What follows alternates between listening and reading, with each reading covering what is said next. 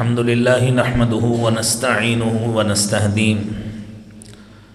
ونعوذ بالله من شرور أنفسنا ومن سيئات أعمالنا وأشهد أن لا إله إلا الله وحده لا شريك له وأشهد أن محمدا عبده ورسوله يا أيها الذين آمنوا اتقوا الله حق تقاته ولا تموتن إلا وأنتم مسلمون يا أيها الناس اتقوا ربكم الذي خلقكم من نفس واحدة وخلق منها زوجها وبث منهما رجالا كثيرا ونساء واتقوا الله الذي تساءلون به والأرحام إن الله كان عليكم رقيبا يا أيها الذين آمنوا اتقوا الله وقولوا قولا سديدا يصلح لكم أعمالكم ويغفر لكم ذنوبكم ومن يطع الله ورسوله فقد فاز فوزا عظيما اللهم صل على محمد وعلى آل محمد كما صليت على إبراهيم وعلى آل إبراهيم إنك حميد مجيد اللهم بارك على محمد وعلى آل محمد كما باركت على إبراهيم وعلى آل إبراهيم إنك حميد مجيد رب اشرح لي صدري ويسر لي أمري واحلل عقدة من لساني يفقه قولي رب زدني علما سبحانك لا علم لنا إلا ما علمتنا إنك أنت العليم الحكيم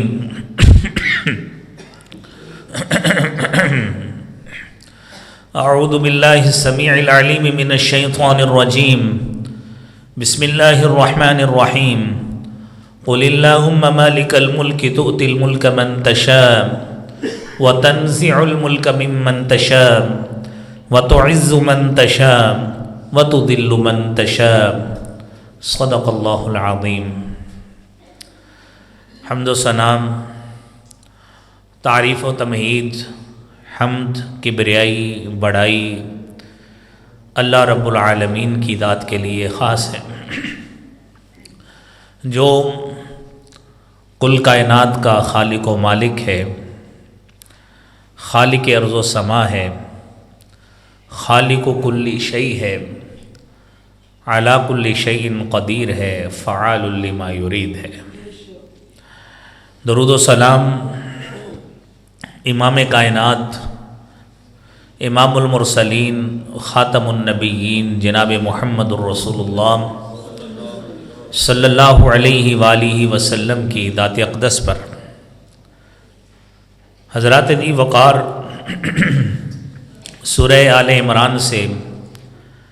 آیت کریمہ آپ احباب نے تلاوت سماعت فرمائی ہے۔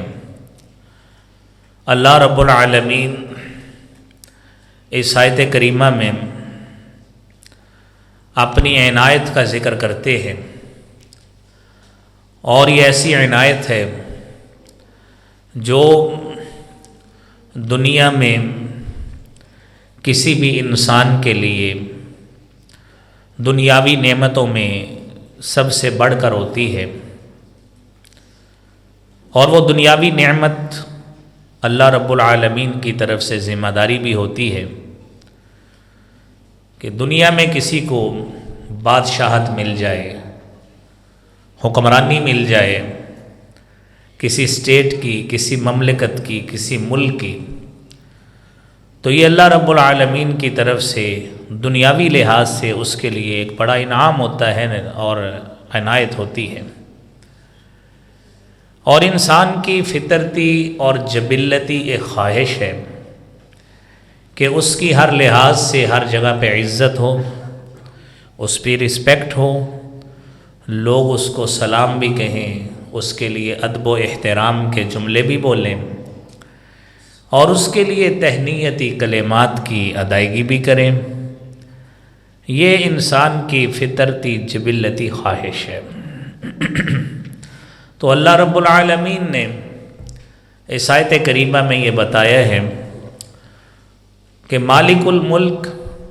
جو دنیاوی ایک حقیر سی بادشاہت ہے، ان بادشاہت کو عطا کرنے والی ذات بھی اللہ رب العالمین کی ہے۔ تؤتی الملک من تشاء، وہ بادشاہت جس کو چاہتا ہے دیتا ہے، اور جس سے چاہتا ہے وہ بادشاہت اور تخت چھین لیتا ہے۔ اور خاندان میں، اپنے علاقہ میں، اپنی برادری میں، بازار اور مارکیٹ میں، اپنے محلے اور کالونی میں، ریاست میں، شہر میں، انسان اگر عزت چاہتا ہے تو اس بات کا یقین ہونا چاہیے کہ عزت دینے والی ذات بھی اللہ رب العالمین کی ہے، کہ وَتُعِزُّ مَن تَشَاءُ وَتُذِلُّ مَن تَشَاءُ۔ وہ خالق و مالک وہ ایسی ذات ہے کہ وہ جس کو چاہتا ہے وہ عزت سے ہمکنار کرتا ہے، اور جس کو چاہتا ہے وہ عزت سے ہمکنار نہیں کرتا، ذلیل اور رسوا کر کے رکھ دیتا ہے۔ ہماری آج کی جو گفتگو ہوگی کہ دنیا میں نہیں، آخرت میں جب اللہ کے پاس ہم پہنچیں گے تو رب العالمین کے ہاں معزز، عزت والے لوگ، مقربین لوگ وہ کون سے لوگ ہوں گے؟ اللہ رب العالمین نے قرآن کریم میں ایسے ایسے انعامات کا تذکرہ کیا ہے کہ جو آخرت میں اللہ تعالیٰ اپنے نیک اور پارسا لوگوں کو عطا فرمائیں گے۔ کوئی انعام ایسا انعام ہے کہ انسان کو اس کے نیک عمل کی بدولت ملے گا،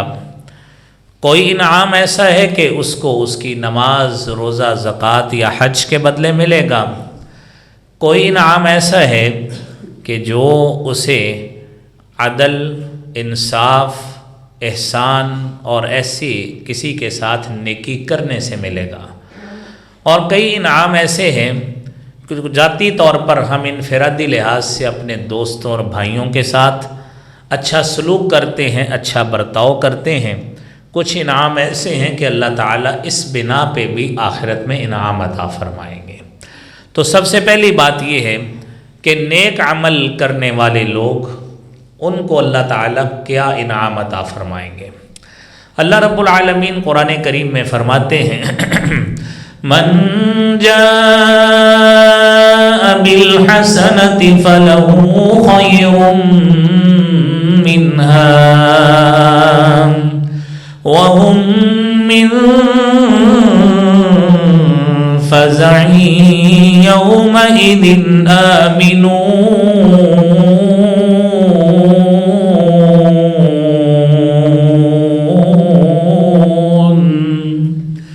یہ سورہ نمل کی 89 نمبر آیت ہے۔ اللہ فرماتے ہیں کہ آپ کوئی بھی نیکی کر لیں، اور نیکی وہی نیکی ہوگی جس کو شریعت نیکی کہتی ہے، جس کو شریعت، جس پہ مہر تصدیق ثبت کرتی ہے کہ آپ یہ کام کریں، اللہ تعالیٰ آپ کے لیے نیکیوں اور بھلائیوں کے ڈھیر لگا دیتے ہیں۔ اور شریعت میں تو اللہ تعالیٰ نے ایسا پیکج ہمیں بنا کے دیا ہے، من جاء بالحسنۃ فلہ عشر امثالها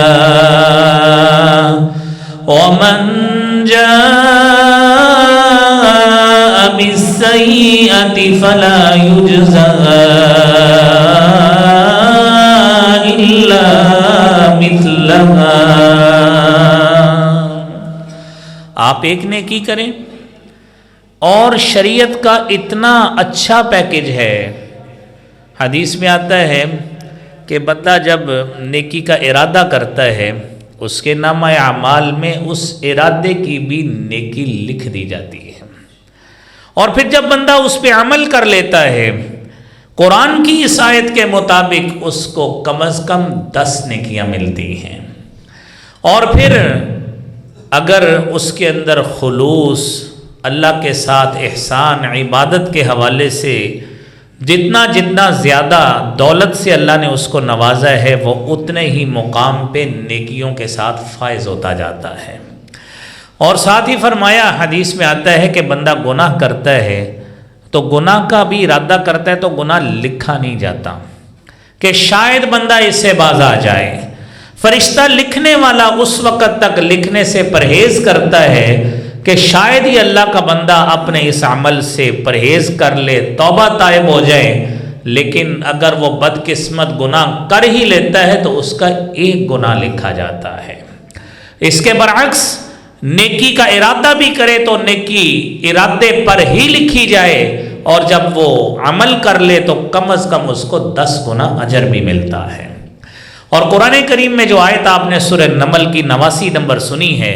اس میں اللہ فرماتے ہیں کہ جو شخص نیکی لے کر آئے گا اس کو اللہ رب العالمین اس سے بہتر اجر عطا فرمائیں گے، اور قیامت کے روز جو گھبراہٹ کا عالم ہوگا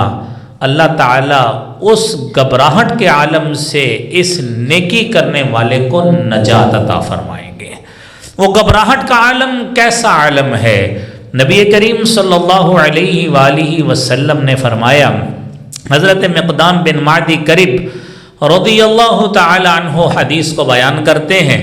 رسالت مآب صلی اللہ علیہ وسلم نے فرمایا، تقوم الساعہ، قیامت قائم ہوگی، والناس یکونون علی قدر اعمالہم، اور لوگ اس دن کی مناسبت سے، گھبراہٹ کی وجہ سے، اس دن کی سختی کی وجہ سے، اور اس دن کی شدت گرمی اور حدت کی وجہ سے، اور اپنے گناہوں کی وجہ سے اپنے اپنے پسینے میں ڈوبے ہوئے ہوں گے. رسالت مآب صلی اللہ علیہ وآلہ وسلم نے فرمایا، منہم من یکون الی کعبیہ، ان میں سے کچھ لوگ ایسے ہوں گے کہ جن کا پسینہ ان کے ٹخنوں تک ہوگا. وَمِنْهُمْ مَنْ يَكُونُ إِلَىٰ رُكْبَتَيْهِ، کسی کے بد اعمال اتنے برے ہوں گے کہ وہ اپنے پسینے کے بل بوتے پر، بد عملی کی بل بوتے پر اپنے گھٹنوں تک پسینے میں ڈوبا ہوا ہوگا. وَمِنْهُمْ مَنْ يَكُونُ إِلَىٰ حَقَوَيْهِ، اور کوئی بدبخت ایسا ہوگا کہ اس کا پسینہ اس کی کمر تک ہوگا. وَمِنْهُمْ مَنْ يَكُونُ إِلَىٰ فِيهِ، اور کسی کا پسینہ اس کے منہ تک ہوگا. اور آپ نے فرمایا، وَمِنْهُمْ مَنْ يَلْجِمُهُمْ إِلْجَامًا وَأَشَارَ رَسُولُ اللَّهِ صلی اللہ علیہ وسلم إِلَىٰ فِيهِ. صحابی بیان کرتے ہیں کہ کسی کا پسینہ اتنا زیادہ ہوگا، اتنا بے عمل اور بد عمل شخص وہ اپنی زندگی میں رہا ہوگا کہ اللہ کے پاس جائے گا اور اپنے پسینوں میں ڈبکیاں کھا رہا ہوگا، اتنے برے عمل اس کے ہوں گے. یہ گھبراہٹ کا عالم ہے کہ نیکی کرنے والا شخص، نیک عمل کرنے والا شخص، اللہ تعالیٰ اس کو اس گھبراہٹ کے عالم سے نجات عطا فرمائیں گے. تو اللہ کریم سے ہم دعا بھی کرتے ہیں کہ اللہ رب العالمین ہمیں ہر موقع پر نیکی کو پرسو کرنے اور نیکی کو بھانپنے اور اس کی دلکشی اور اٹریکشن ہمارے دلوں میں پیدا کر دے، تاکہ ہم زیادہ سے زیادہ نیکیاں کر کے یہ انعام لینے والے بن جائیں. میرے بھائیوں، دوسری بات، اسی قیامت کے روز اللہ رب العالمین اپنا انعام اور عزت ان لوگوں کو عطا فرمائیں گے. وہ 7 قسم کے بندے ہیں جو حدیث طیبہ میں بتائے گئے. صحیح بخاری میں 1423 نمبر حدیث ہے، اور حضرت ابو ہریرہ رضی اللہ تعالی عنہ حدیث بیان کرتے ہیں. اور اس دن، جس دن عرش کا سایہ ملے گا، وہی جو آپ نے ابھی بات سنی ہے کہ اس دن کی شدت والی کیفیت ہوگی. ان 7 بندوں کو اللہ تعالیٰ اتنا بڑا انعام عطا فرمائیں گے کہ اپنے عرش کا سایہ نصیب فرمائیں گے. وہ 7 قسم کے بندے کیسے ہیں؟ آپ نے فرمایا، سبعۃ یظلھم اللہ یوم لا ظل الا ظلہ. 7 قسم کے لوگ ایسے خوش نصیب لوگ ہیں، یظلھم اللہ، اللہ تعالیٰ انہیں اپنے عرش کا سایہ دیں گے. یوم لا ظل الا ظلہ، جس دن سوائے اس کے سائے کے اور کوئی سایہ نہیں ہوگا. اس 7 خوش نصیب لوگوں میں سب سے پہلا شخص وہ ہے الامام العادل، وہ حکمران، وہ امام، وہ قائد اور لیڈر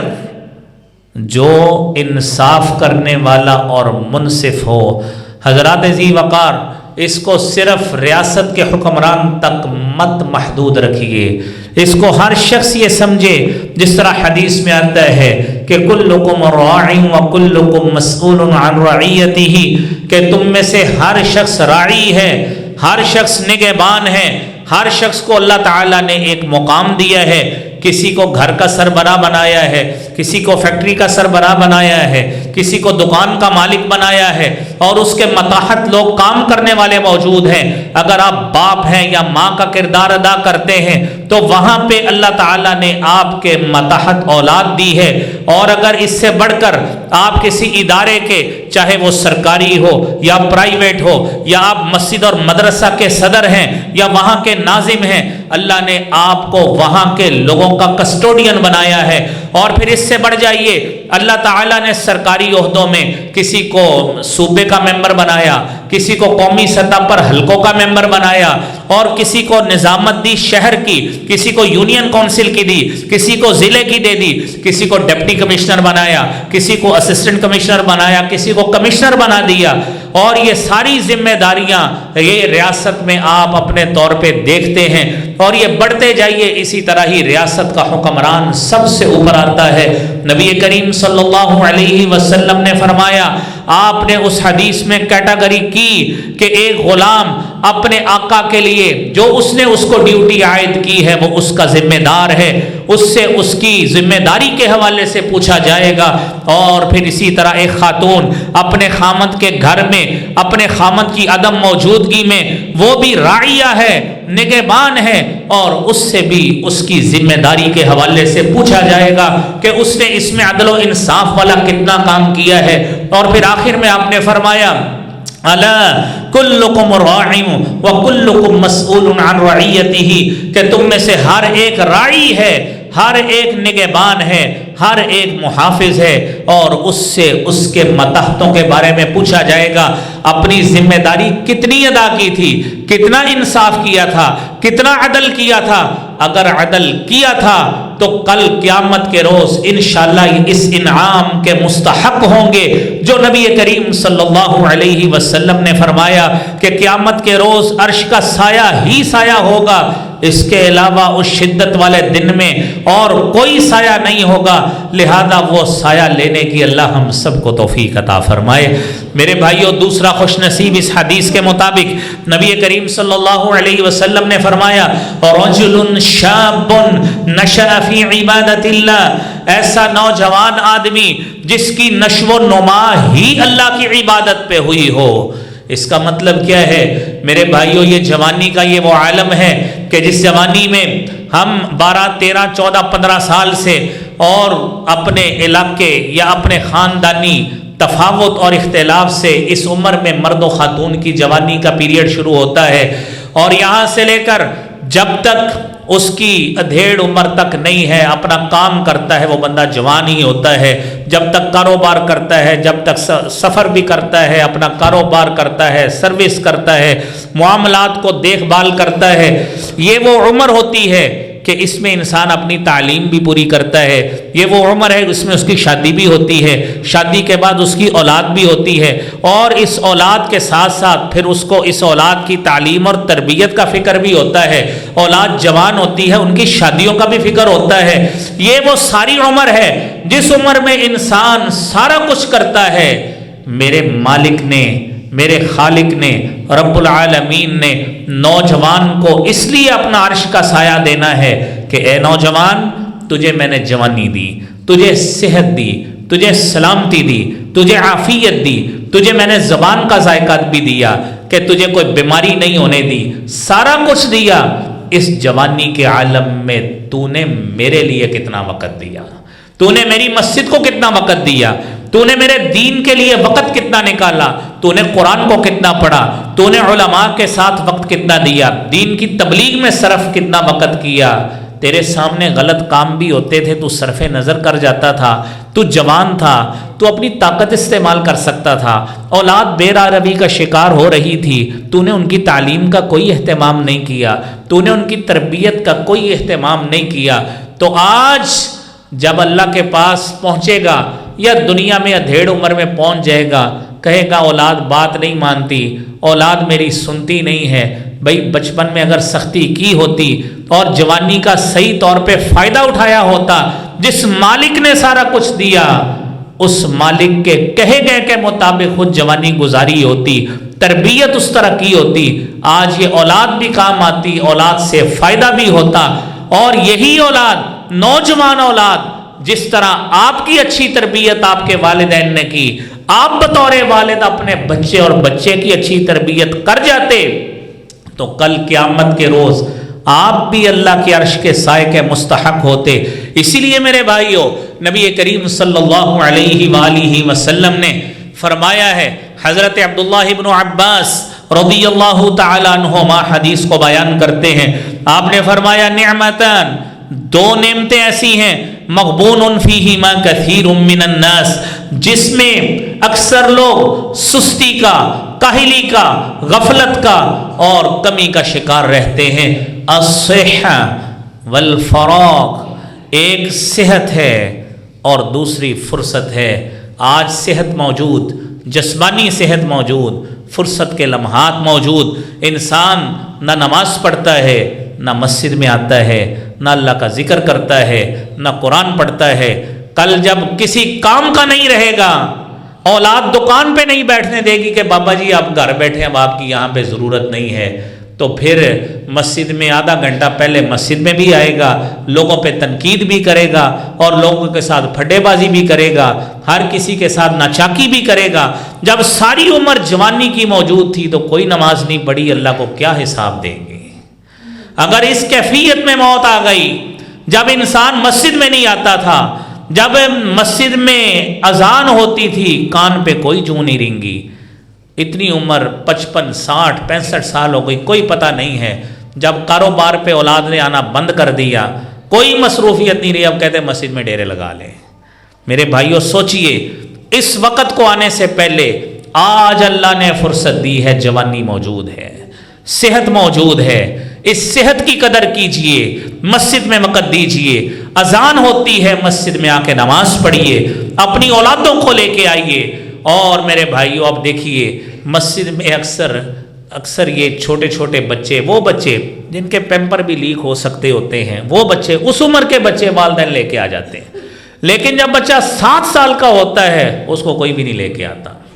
وہ مائیں اپنا جی چھڑانے کے لیے اپنے اس بچے کے باپ کے ساتھ بچے کو بھیج دیتی ہیں، اور جب بچہ بڑا ہوتا ہے مسجد میں آنے کے لیے، پھر گھر میں کوئی ایسا شیڈیول مرتب نہیں ہوتا کہ درمیان میں نماز آتی ہے اکیڈمی کا، وہ اہتمام کرنا چاہیے، درمیان میں اذان ہوتی ہے بچے کو مسجد میں نماز پڑھانی ہے، لہذا بچے کے لیے شیڈیول وہ مرتب کیجئے۔ میرے بھائیوں آج اس عمل کی ضرورت ہے۔ آج ہم اگر اس عمل کا اہتمام کر گئے، کل ہم مریں گے، اولاد کی اچھی تربیت کی ہوگی، ان کی جوانی اچھی گزرے گی، ان کا وقت اچھا گزرے گا۔ تو نبی کریم صلی اللہ علیہ وسلم نے فرمایا ہے ان الرجل لترفع درجته فی الجنہ، کہ ایک آدمی، اس کے لیے جنت میں درجہ بلند ہوگا، اور وہ حیران ہو کے پوچھے گا ان لی ھذا، یہ میرے لیے کیسے ممکن ہوا، میں تو یہاں پر ہوں، میں نے تو کوئی عمل نہیں کیا۔ فرشتے اس کو کہیں گے باستغفاری ولدک لک، تیری اولاد نے تیرے لیے، تیرے جانے کے بعد تیرے لیے استغفار کیا ہے، اللہ نے اس استغفار کی وجہ سے تیرا درجہ بلند کر دیا۔ حضرات درجہ وہی اولاد بلند کروائے گی جس کو ہم یہ استغفار سکھا کے جائیں گے،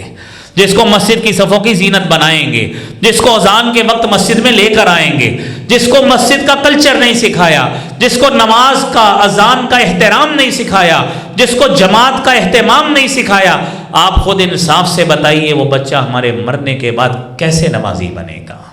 جس کو ہم نے ساری زندگی وقت نہیں دیا، جس کو ساری زندگی ہم پیسے کے پیچھے رہے، اولاد کا پتہ ہی نہیں ہے۔ دنیا میں ایسے بدبخت والدین بھی موجود ہیں، اولاد کیا کرتی ہے کہتے پتہ نہیں، صبح چلا جاتا ہے شام کو آ جاتا ہے۔ ایسے بدبخت والدین بھی موجود ہیں جن کو علم ہی نہیں ہے، ہمارا بچہ کیا کرتا ہے، ہماری بچی کہاں پہ جاتی ہے، کوئی علم نہیں ہے۔ اس حدیث کو مد نظر رکھیے، رجل شاب نشأ فی عبادت اللہ، اگر عرش کا سایہ لینا چاہتے ہو عبادت کا اہتمام کیجئے، خود بھی کیجئے، اپنی اولادوں کو بھی کروائیے، تب جا کے میرے بھائیو اللہ کی یہ نعمت حاصل ہوگی، اور اللہ کریم ہمیں اس پہ عمل کی بھی توفیق عطا فرمائے۔ میرے بھائیو تیسرا وہ شخص رجل قلبہ معلق فی المسجد، وہ ایسا خوش نصیب آدمی جس کا دل مسجد میں لٹکا رہتا ہے۔ مسجد میں نماز پڑھی، گھر گیا، گھر جا کے پھر فکر ہے کہ اذان ہوگی، اللہ کے سامنے پھر حاضر ہونا ہے۔ ایک دن اذان ہوئی، سیدنا علی رضی اللہ تعالیٰ عنہ اپنی خلافت کے دور کی بات ہے، رونا شروع کر دیا۔ غلام پوچھتا ہے کہ حضرت یہ کیا ہوا، اذان تو پہلے بھی ہوتی تھی،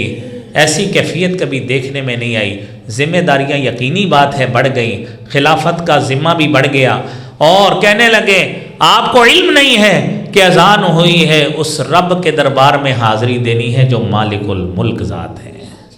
میرے بھائیو دنیا میں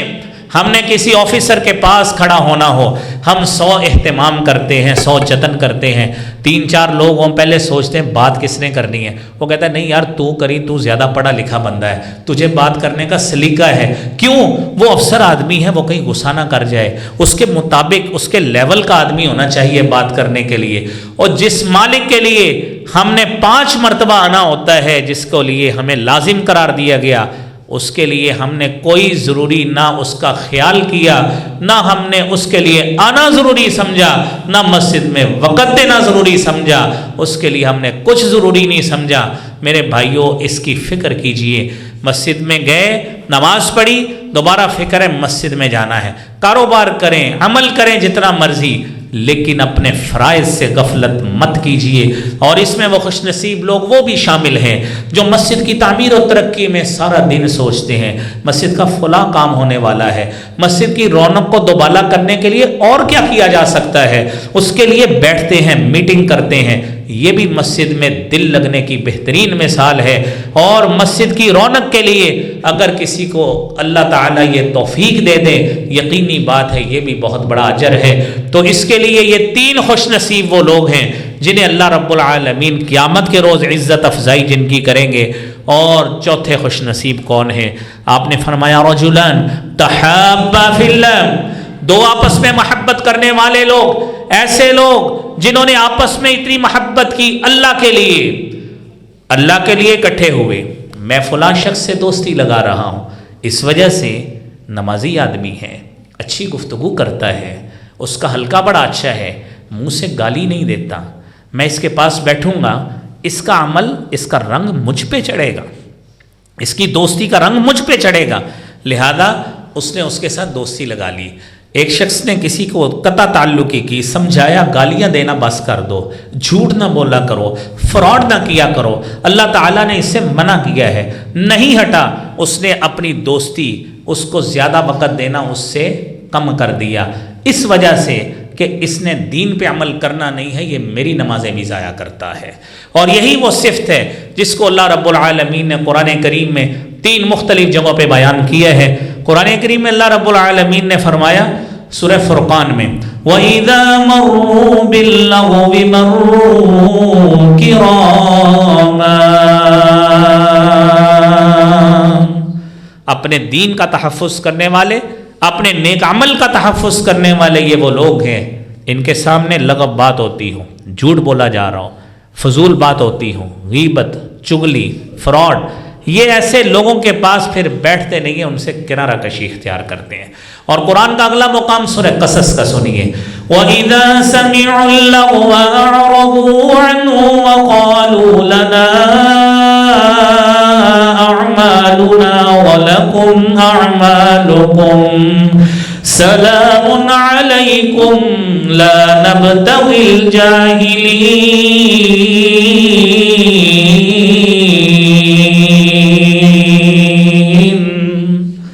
یہ مومن لوگ جب لغو بات کو سنتے ہیں، اعرضوا عنہ، ایسے لوگوں سے پرہیز کرتے، منہ موڑ لیتے کہ ایسے آدمی کے پاس ہم نے نہیں بیٹھنا، بیٹھیں گے اس کے پاس جس کے پاس بیٹھنے سے ہمیں کوئی فائدہ ہو۔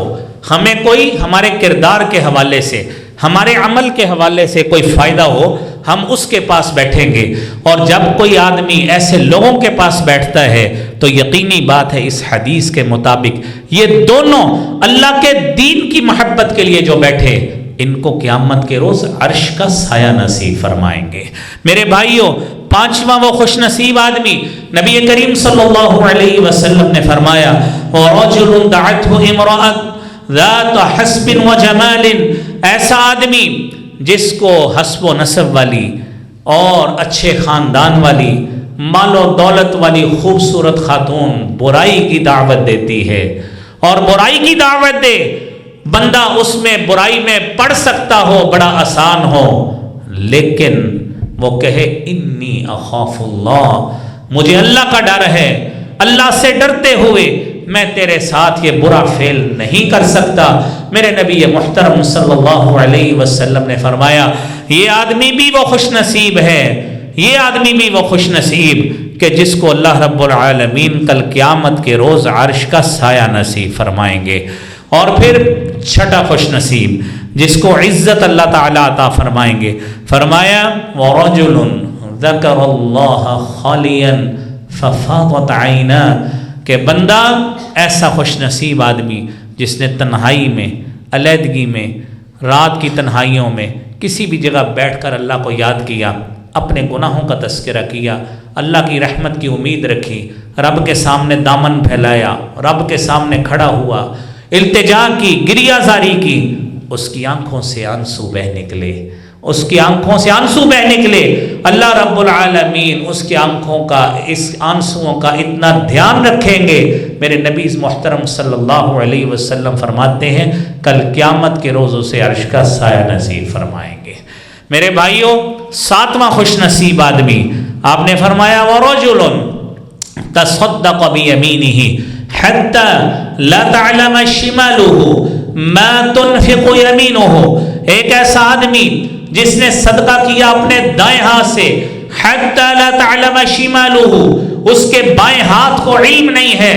کہ اس کے دائیں نے کیا خرچ کیا۔ مسئلہ صرف یہ ہے، اتنی بات ہے کہ وہ خفیہ طریقے سے صدقہ کرتا ہے، اللہ کے رستے میں مال خرچ کرتا ہے، لیکن میں یہاں پہ مسئلہ ضرور سمجھا دوں۔ حضرت عبداللہ ابن عمر رضی اللہ تعالی عنہما کی روایت ہے، آپ نے فرمایا، نبی محترم صلی اللہ علیہ وسلم نے فرمایا لا حسد الا فی اثنتین، حسد دو طریقوں میں جائز ہے۔ رجل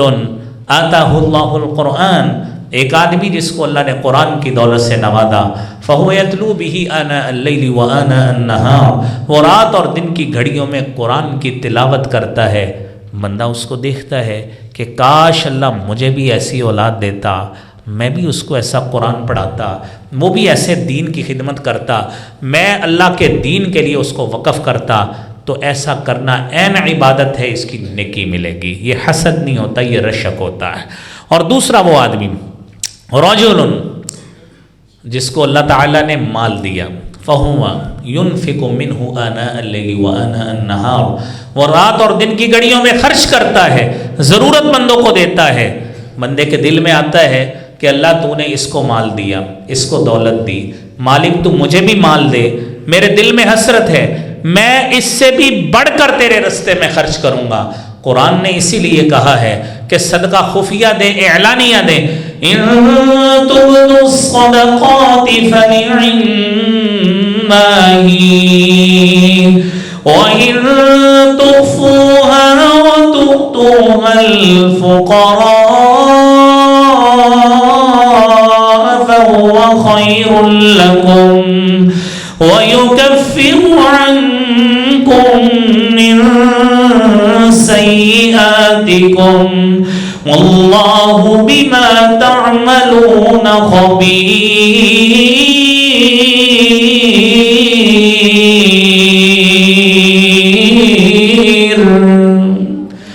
اگر آپ صدقات کو ظاہر کر کے دیں، فنعما ہی، بہت اچھی بات ہے۔ وَإِن تُخْفُوهَا، آپ اگر مخفی کر کے دیں، چھپا کے دیں اور فقراء کو دیں، فَهُوَ خَيْرٌ لَكُمْ، تو یہ بھی تمہارے لیے بہت بہتر ہے۔ دونوں کی اجازت مل گئی، للہیت موجود ہو، اللہ کے لیے خلوص موجود ہو، انشاءاللہ اللہ تعالیٰ اس نعمت سے ضرور نوازیں گے۔ میرے بھائیو، 8واں آدمی کون ہے؟ اگلی حدیث میں جو شخص قرآن پڑھتا ہے، قرآن پہ مہارت حاصل کرتا ہے، اچھی آواز سے قرآن پڑھتا ہے، میرے نبی محترم صلی اللہ علیہ وسلم نے فرمایا الماہر بالقرآن مع السفر کرام برر، ایک قرآن کا ماہر آدمی، قرآن کا حافظ اور قاری آدمی قرآن پڑھتا ہے، اچھی تجوید سے پڑھتا ہے، اچھے تلفظ سے پڑھتا ہے اور اچھا انٹونیشن پیٹرن بنا کے پڑھتا ہے، اللہ کے ہاں اتنا محبوب ہے، اللہ اتنی عزت سے اس کو نوازیں گے، کل قیامت کا روز ہوگا مع السفرۃ الکرام بررہ، اللہ تعالی موقر معزز فرشتوں کی معیت اس کو عطا فرمائیں گے۔ یہ اعزاز اچھا قرآن پڑھنے والے کو ملے گا۔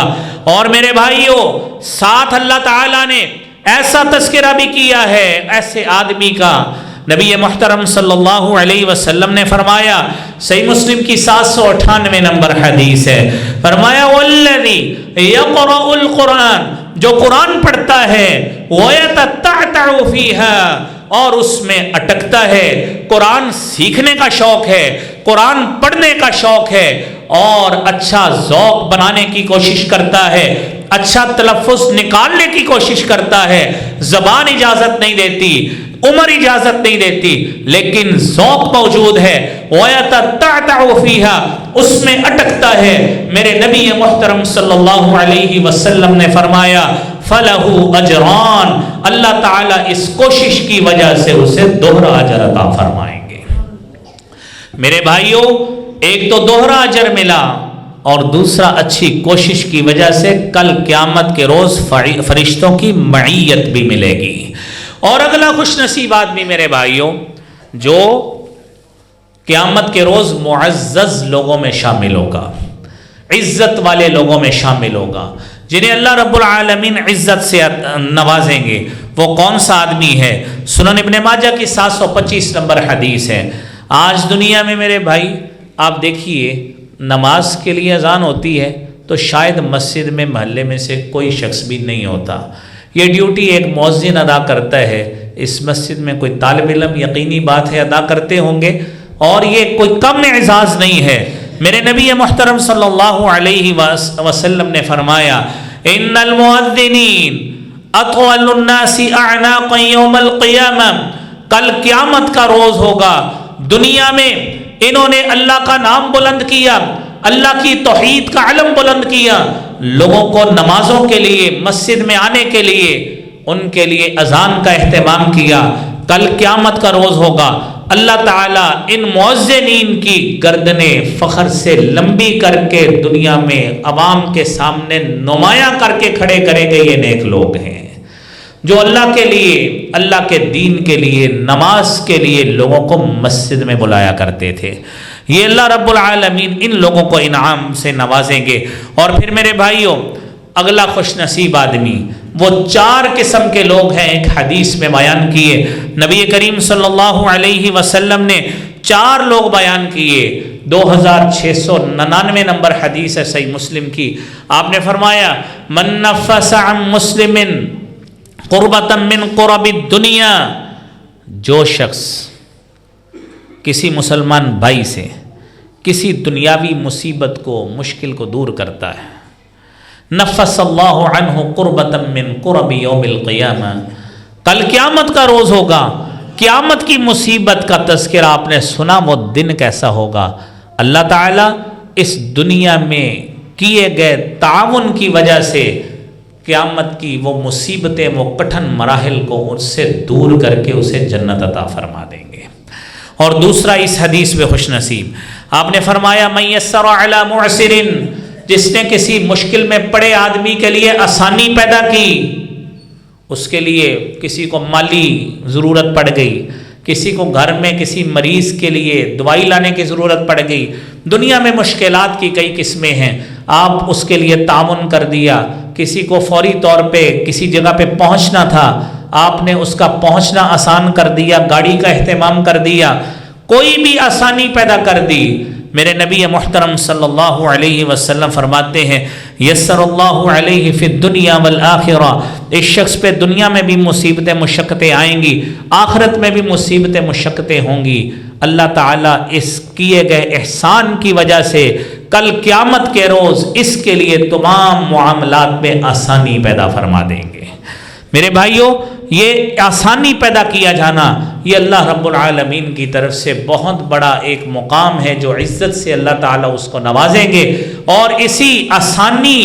جو پیدا کی جائے گی اسی کی بنا پہ اللہ تعالیٰ اس کو انشاءاللہ جنت سے بھی نوازیں گے۔ اور پھر اسی حدیث میں تیسرا خوش نصیب آدمی، من ستر مسلمن، جو شخص کسی مسلمان بھائی کی عیب پوشی کرتا ہے، اس کا ڈھنڈورا نہیں پیٹتا۔ کوئی میرے بھائیوں انسان فرشتہ نہیں ہوتا، اس سے غلطیاں بھی ہوتی ہیں، اس سے کوتاہیاں بھی ہوتی ہیں، اس سے غلط کام بھی ہو جاتے ہیں۔ آپ نے فرمایا جو کسی سے پردہ پوشی کرتے ہیں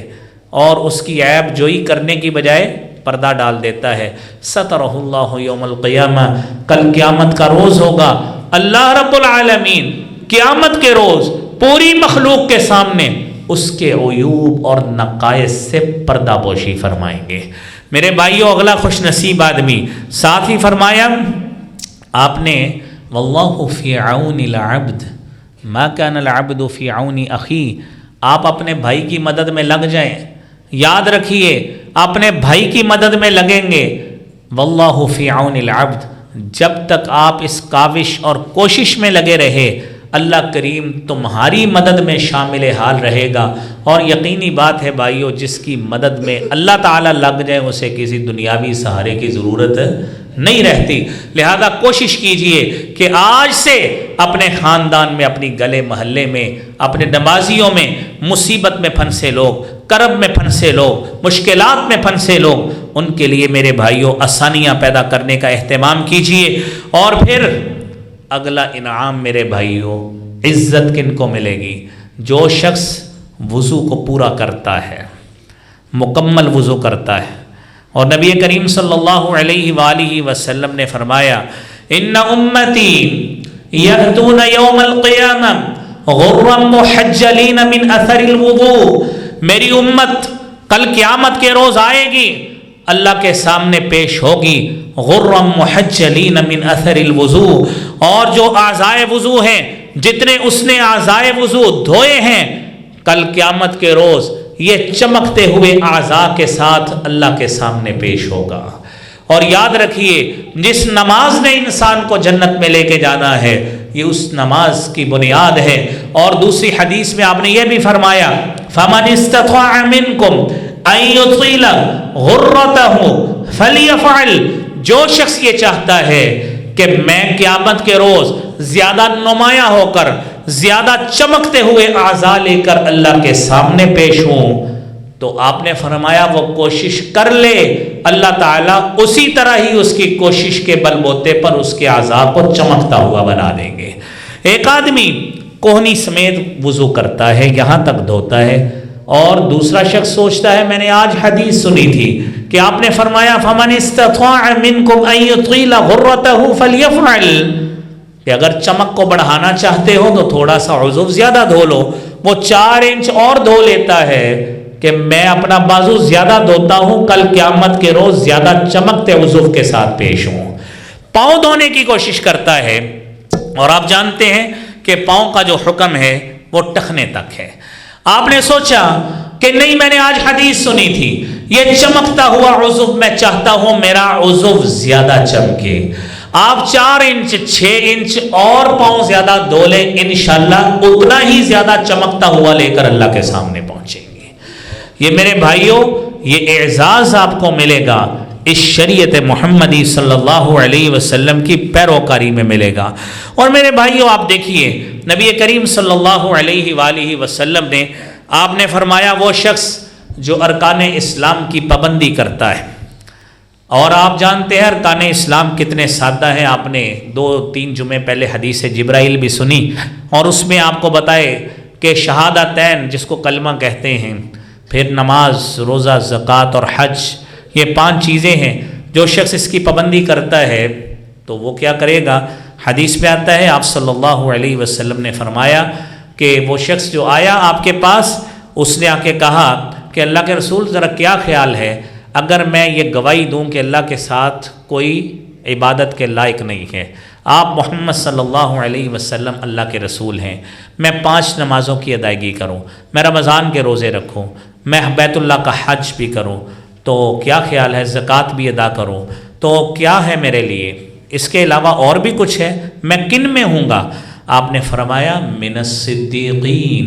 والشہداء، اگر آپ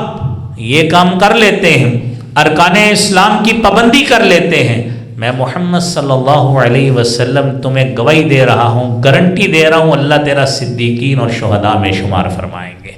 اور وہ کیسا انعام ہے، قرآن کریم میں اس کا تذکرہ موجود ہے۔ جب ایک صحابی آیا تھا اللہ کے رسول صلی اللہ علیہ وسلم سے، آ کے کہتا ہے کہ یا رسول اللہ صلی اللہ علیہ وسلم، آپ کے پاس ہوتے ہیں، بڑا آپ کو چہرے کو دیکھ کر، رخ انور کو دیکھ کر دل کو راحت محسوس ہوتی ہے، گھر چلے جاتے ہیں تو پھر دل میں یہی کشمکش رہتی ہے کب آپ کے پاس حاضر ہوں گے، کب آپ کے پاس حاضر ہوں، دوبارہ رخ انور کو دیکھیں، ایمان تازہ ہو۔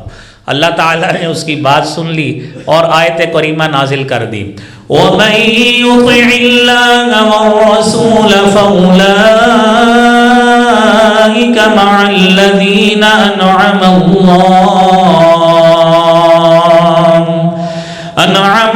اللَّهُ عَلَيْهِم مِّنَ النَّبِيِّينَ وَالصِّدِّيقِينَ والشهداء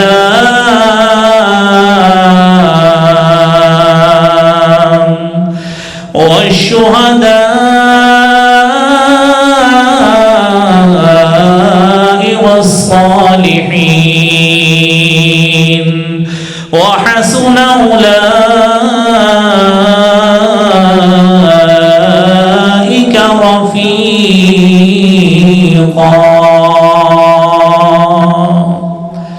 آپ کو ایک پیکج دیا گیا ہے، آپ اللہ کے رسول صلی اللہ علیہ وسلم کے سامنے نہیں بھی ہیں، آپ اطاعت کرے اللہ کی، اللہ کے رسول صلی اللہ علیہ وسلم کی، ہر عمل میں جب آپ کی ترجیح ہوگی تو میرا مالک کہتا ہے کل قیامت کا روز ہوگا، انبیاء صدیقین شہداء کے ساتھ ہی اٹھائے جاؤں گے۔ میرے محترم بھائیوں، اس کے ساتھ ہی آپ یہ بات مد نظر رکھیے، آپ کا تعلق تجارت پیشہ سے ہے، وقت کم ہے، آخری حدیث سناتے ہیں، تجارت پیشہ افراد سے ہے۔ آپ نے فرمایا التاجر الصدوق الامین